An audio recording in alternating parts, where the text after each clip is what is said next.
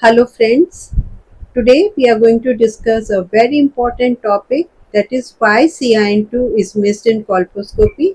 This is very important topic in the terms that how we do the colposcopy, how we take the biopsy. It has been totally changed by the WHO and IARC guidelines, because you will see in the coming slides I have been repeatedly telling that the science of HPV is very, very imperfect, it is evolving, and HPV vaccination is not at all required. In coming slides, it will be very, very clear that it is not the high risk HPV DNA testing which is basically required, rather, the pap smear or the LBC is the mainstay, because you have to understand that there is HPV negative cervical cancer, which can be squamous cell carcinoma as well as adenocarcinoma. Then there are other adenocarcinomas and other histologies.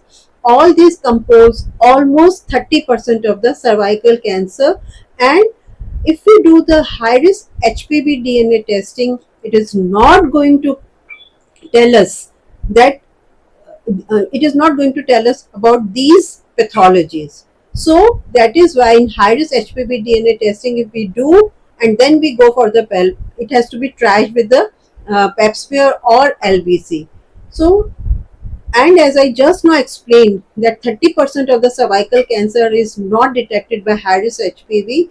So I feel there is no point in doing this particular test, and directly pap smear or LBC is required. It will be much clearer for you on these coming slides. Worldwide now they are finding that we are missing a lot of CIN2 cases, and the number of the cervical cancers in different countries is not decreasing in spite of lot of pressure or lot of effort is being put on the vaccination, then screening and teaching the colposcopy. So they are saying it is because we as gynecologists are missing CIN2 or high grade lesion. So entirely the way we do the colposcopy, we take the biopsy, it has been now changed. So what was taught initially, that suppose we apply the acetic acid and we were taught whitest. So we have to take the whitest lesion, biopsy from the whitest lesion, and we used to match it with the Lugol's negative area also. Now even the Lugol test is not considered to be very effective or very good one, and the whitest lesion might not be harboring CIN2, rather the suspicious or low grade area might be harboring CIN2. That's what they are saying. So what they are saying, that the worst looking area biopsies, we assume the diagnosis that and we give the sweet score according to that. It is logical, but it is a biological flawed, because CIN is heterogeneous. CIN1, CIN2, CIN3 can coexist in the same cervix and even in the same area. Also, they are saying that the surface acetowhitening is not equivalent to the depth of dysplasia. So, if we are seeing very whitest in the terms of acetowhite lesion, if it is a whitest lesion, it is not equivalent to the CIN2 or CIN3. In fact, a suspicious looking or low grade looking area might be harboring CIN3. So they are asking us to take multiple biopsies. One biopsy is equal to one sample, and the chances that there are high chances that we miss the CIN2 or high grade lesions. So in order to improve the outcomes, multiple biopsies are now being advised. Single biopsy can miss 30 to 40% of the CIN2, and detection increases with the multiple biopsies. Previously, we used to take only one biopsy from the most suspicious area. So now that has changed. So what they are saying, always biopsy worst area plus one more suspicious area, and minimum 2 biopsies in a suspicious cervix.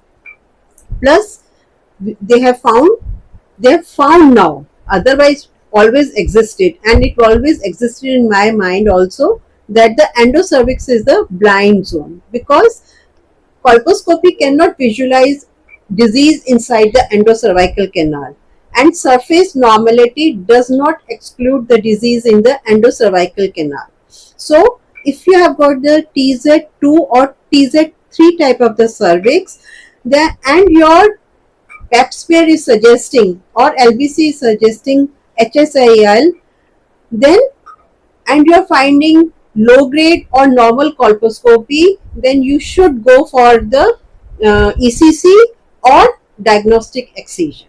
So this is very important change which we should understand.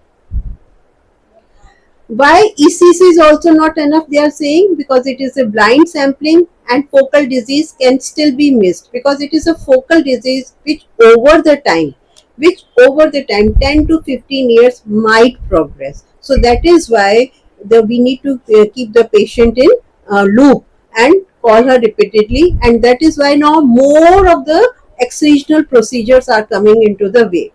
So when your cytology is HSIL plus unsatisfactory colposcopy, when there is a persistent cytology biopsy discordance, you need to go for the diagnostic excision. So now here you see what I was telling you, that it is not the high risk HPV DNA testing. Initially we were taught that if the high risk HPV DNA testing is coming positive for 16, 18 or other types, we need to go for the colposcopy, especially when it is coming 16 or 18. But now the guidelines is, if there is a HSIL in the cytology and you have got TZ type 2 and type 3, which is unsatisfactory colposcopy, or there is a persistent cytology biopsy discordance, then you need to go for the diagnostic excision.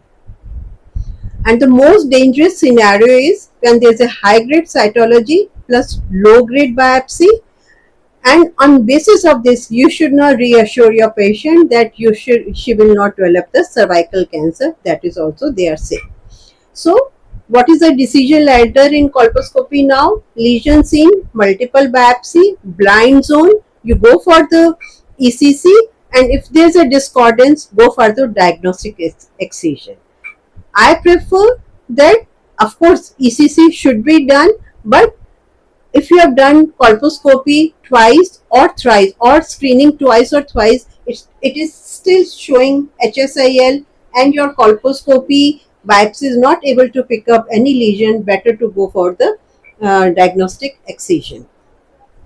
So analogy, what you have to remember, that if you see one room of a house, then that doesn't represent the whole house. So one biopsy is not equivalent to the whole cervix diagnosis. So what is your final home take messages? CIN2 is missed due to sampling. It is not your lack in the skill, and sample smarter, auscultate safely. Thank you.